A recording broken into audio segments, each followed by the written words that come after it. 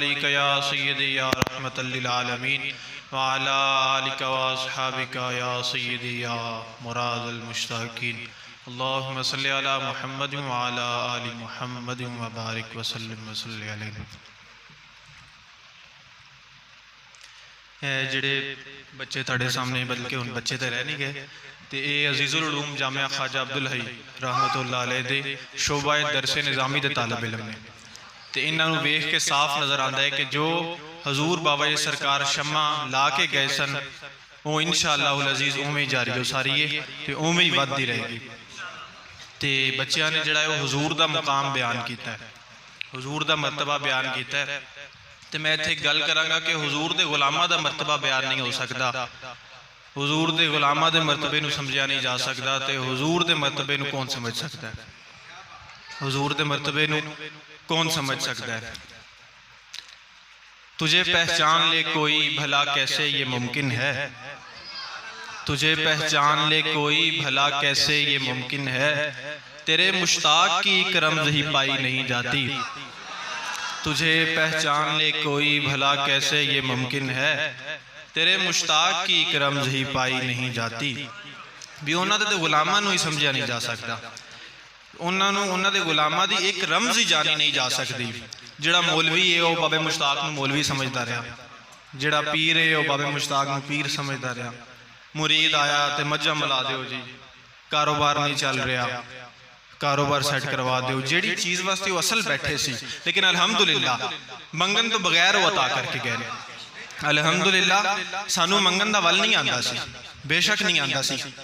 मुश्ताक हुसैन को कोई समझिया तो उन्होंने मंगन का वल आवे ना, मंगन का वल सानू नहीं आता सी, लेकिन उन्होंने मेहरबानी के मंगियों बगैर अता करके गए।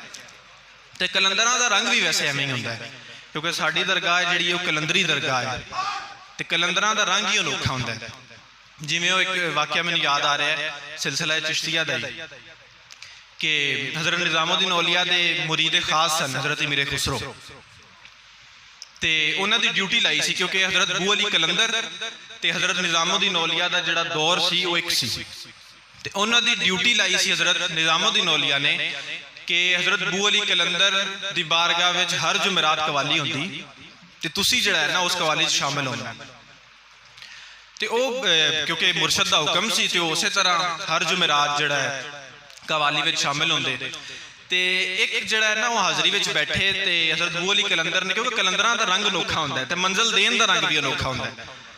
उन्होंने फरमाया कि मेरे खुसरू तेरा पीर तो बड़ा वड्डा है, तो पीर का लफज सच मैं एक सारिਆਂ ਨੂੰ तलकीन कर दिया कि मेरे नाम के नाल जिहड़े दोस्त पीर लांदे ने, तो इहदी इजाजत नहीं है, मेरी तरफों भी नहीं है, बाबा सरकार की तरफों भी नहीं है कि पीर का लकब नाम के नाल नहीं लाना। ये बाबा सरकार को भी चीज़ नहीं पसंद सी।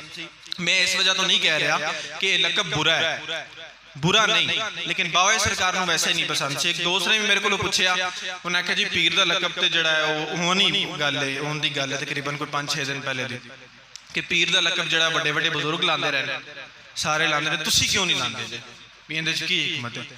तो मैं उन्होंने कशफुल माजूब शरीफ का एक वाकया सुनाया, दास साहब ने लिखा, मैंने मिसाल दी। दादा साहब फरमाते हैं कि दादा साहब ने जिहड़ा खरका है सूफिया से वो नहीं पाया, हालांकि वो सूफिया का असल जिहड़ा पहचान ही होए। तो उन्होंने को किसी ने पूछा कि तुसी क्यों नहीं पाते जे, तो उन्हें आख्या मैं इस वास्ते नहीं पाता क्योंकि ओन हर कोई इनू पान लग पाया, ओन हर कोई इनका इस्तेमाल करन लग पाया। तो जिहड़ी चीज़ का हर असल नकल इस्तेमाल करन लग पाए फकीर उन्होंने इस्तेमाल नहीं करता। तो असीं वैसे ही पीर नहीं है, सानू पीरी मिली नहीं, सानू फकीरी मिली।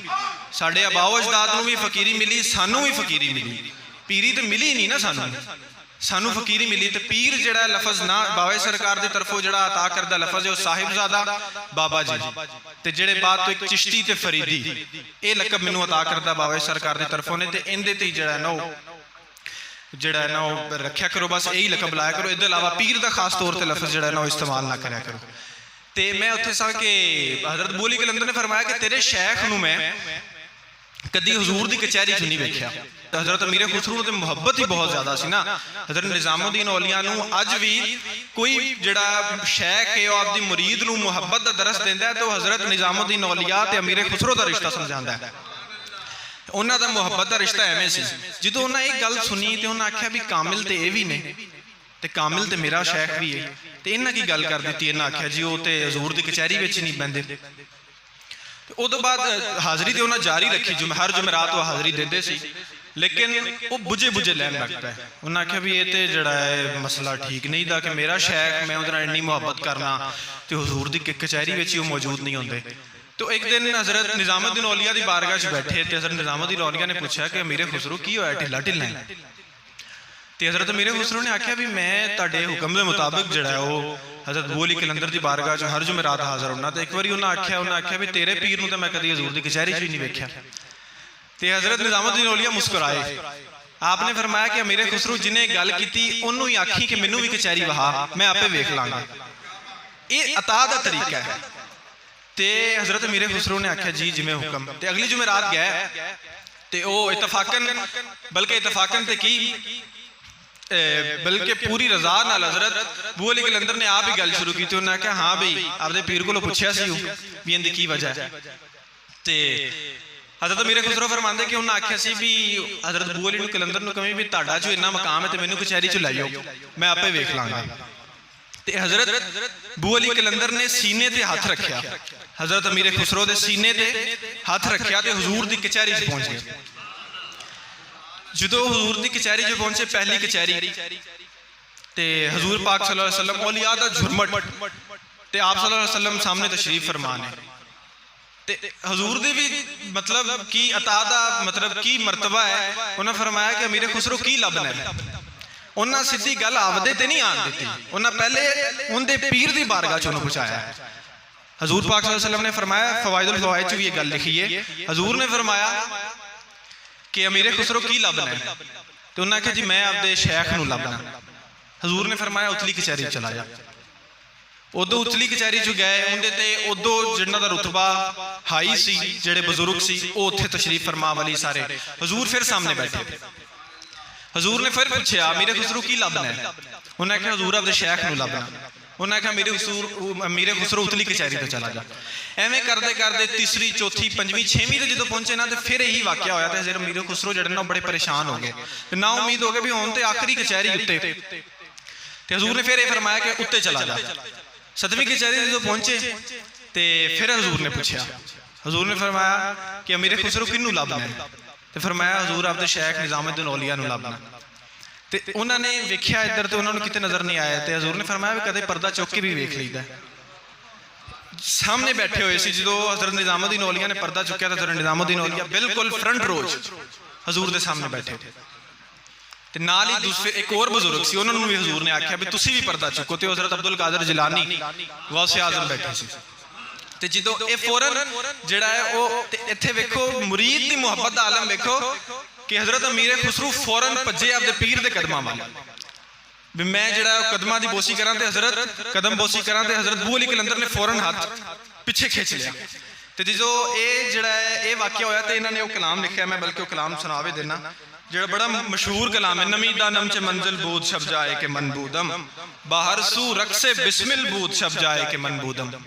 बल्कि मैं इहदे ते तज़मीम लिखी सी, बावे सरकार नूं बड़ी पसंद आई सी, ते मैं वो सुनावां। गुलाफे जुल्फ में अटका है अब तक भी हमारा दम, गुलाफे जुल्फ में अटका है अब तक भी हमारा दम, हमें मालूम ही क्या है कहाँ ठहरे हैं जाकर हम। हज़रत अमीर खुसरो ने तो नहीं पता ना, एक लम्हे की गल है, हाथ रखा तो उथे हमें मालूम ही क्या है कहाँ ठहरे हैं जाकर हम। वहाँ आशिक भी है माशूक भी, हर शय हुई है जम, हर शय एक हो गई, उथे कोई दुई नहीं रह गई, एक वाहिद ही है। आशिक भी हो माशूक भी हो, नमी दा नम च मंजिल बूद शब जाए के मनबूदम, कि मैं नहीं जानता कि कल रात जड़ी मंजिल सी वो किथे सी। बाहर सू रक्से बिस्मिल बूद शब जाए के मनबूदम, हर तरफ जड़े बिस्मिल सन आशिक सन वो रक्स कर रहे सन जिथे मैं कल रात हूं सा। वो हुस्ने ताम के जिस पर दीवाने अपना सर हारे, हुस्ने ताम होता है मुकम्मल हुसन, दुनिया का कोई हुसन मुकम्मल नहीं था, मुकम्मल हुसन वाहिद हुजूर दा है जिंदे हुसन विचों सारे हसीना नूं खैरात मिली।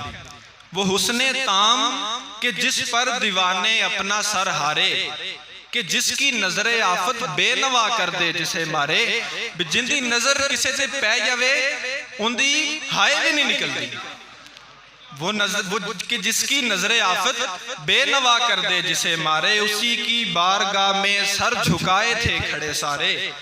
परी पैकर निगारे सर्वकदे लाला रुखसारे, तारीफ हो रही है भी परी जैसा एक महबूब सी, सर्वकदे भी उनका कद जिहड़ा सी वो सरू की तरह सी। सरू का एक दरख्त जिहड़ा बड़ा खूबसूरत उनका कद हुंदा है। लाला रुखसारे ते उनके जिहड़े रुखसार सन उन्हां दी छाल नहीं चंदी जांदी सी किसी कोलों।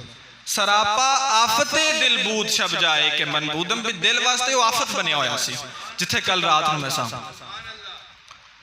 जुबान खामोश ए एक मंजिल होंदी, जुबान खामोश तन बेहिस ये कल्बे बेनवा वजदा।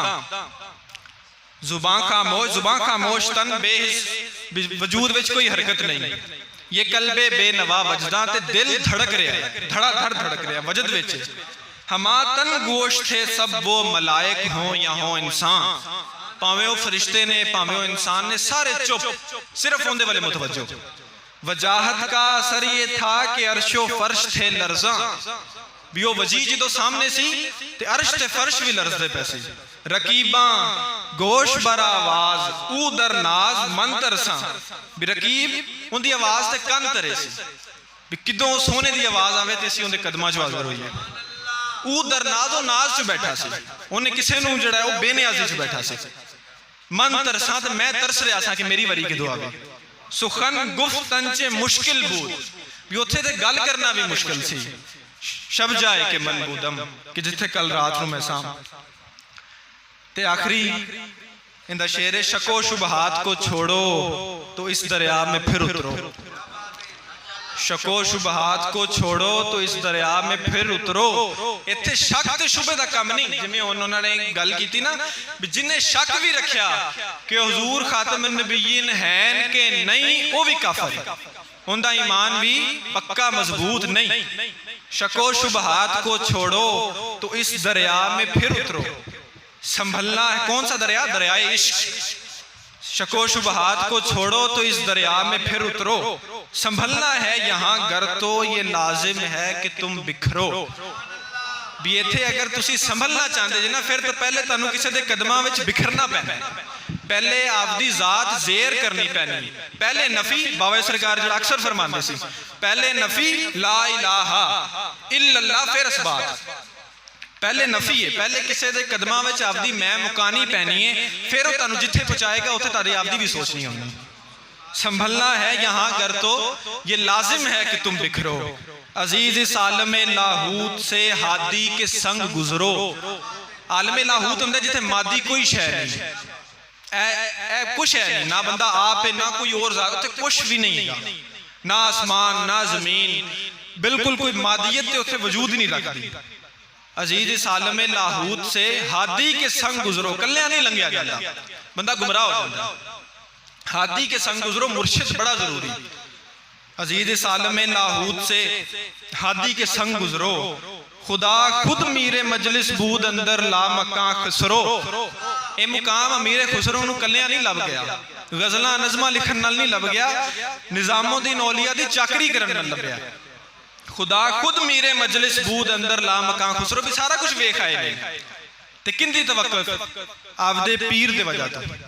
खुदा खुद मीरे मजलिस, भी खुदा होते खुद मीरे मजलिस है, भी सदारत खुदा दी है।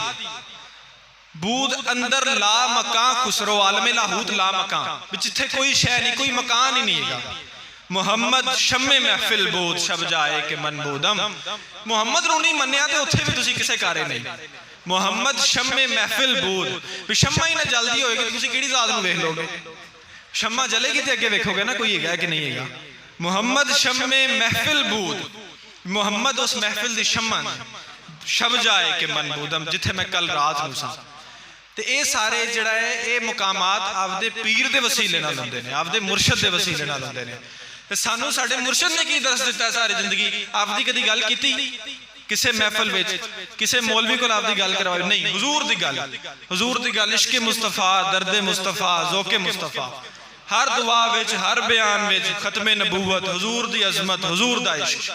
ते असीं भी इंशाअल्लाह अल अजीज इसे मिशन नूं लैके अगे चलना है। इसे मिशन नूं अगे वधावना है, उन्हां दी तौफीक नाल इंशाअल्लाह इसे मिशन नूं अगे लैके चलना है। अल्लाह पाक सानू अमल करन दी तौफीक अता फरमाए। वमा अलैना इल्लल बलागुल मुबीन।